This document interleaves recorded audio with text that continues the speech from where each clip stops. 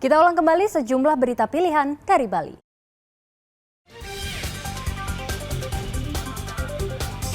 Masa tenang Pilkada, Bawaslu Bangli waspadai politik uang.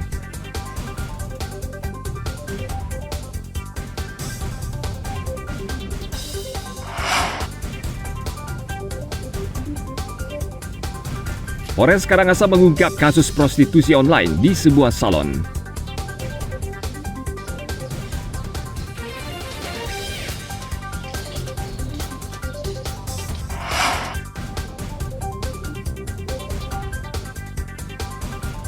Menikmati secangkir kopi di kedai tengah sawah.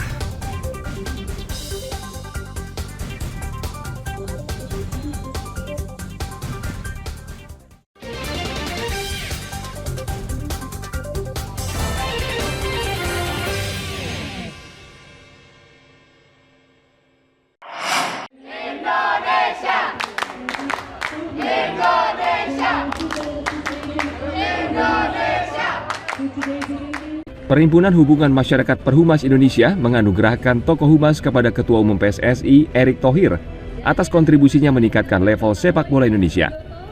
Penghargaan ini diberikan dalam Konvensi Humas Indonesia di Nusa Dua Badung pada akhir pekan lalu. Menurut Perhumas, dari sisi kehumasan, Ketua Umum PSSI Erick Thohir berperan penting meningkatkan prestasi timnas Indonesia sehingga mampu menarik perhatian dunia internasional. Dalam kesempatan ini, Erick Thohir mengajak masyarakat untuk mendukung perjuangan timnas dalam kualifikasi Piala Dunia.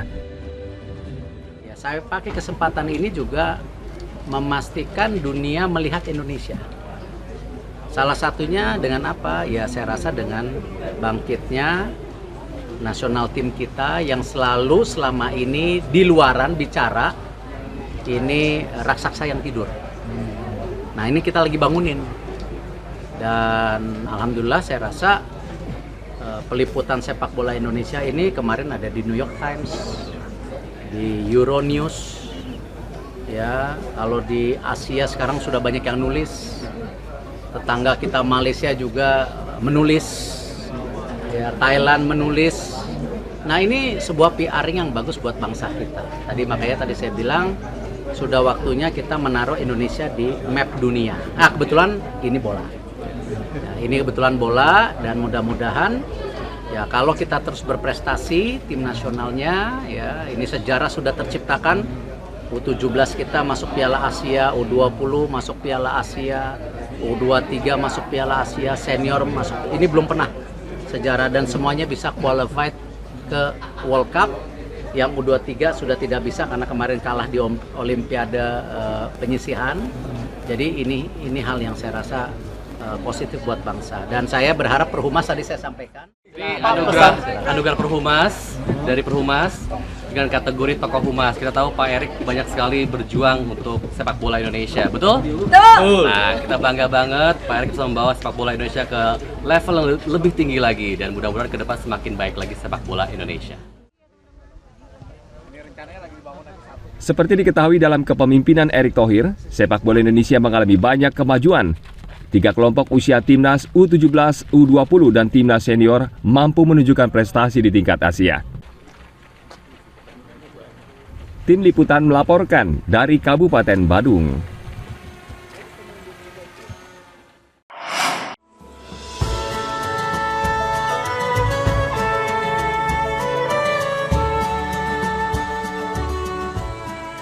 Kafe atau kedai kopi di Bali tumbuh menjamur.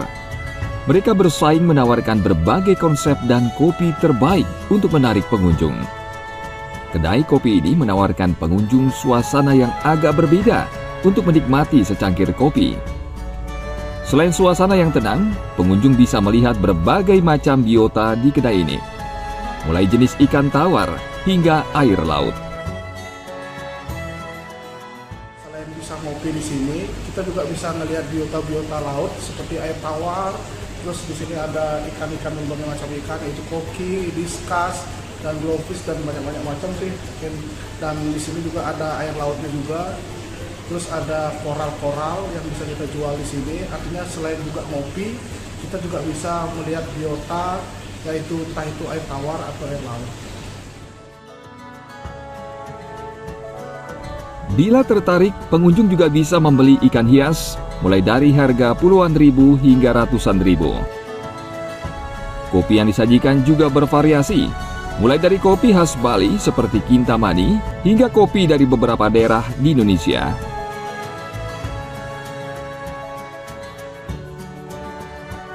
Menurut saya tempat ini lumayan baru untuk di sekitar Kota Denpasar, ditambah tempatnya juga lumayan tenang, cukup tenang sih, nggak begitu ramai juga, dan juga nih view-nya bagus, nggak kayak yang pada umumnya ikan-ikan sambil nikmatin minuman, tenang.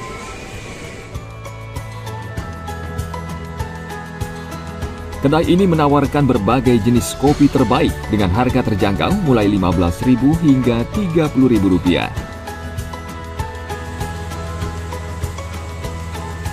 Devi Saraswati dan Naufal Afian melaporkan dari Kota Denpasar.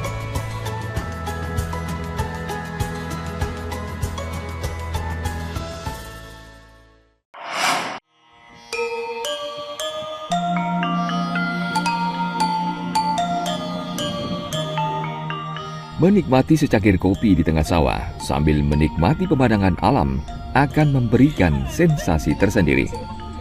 Salah satunya adalah kedai kopi yang dibangun di tengah hamparan sawah di Desa Kapal Badung.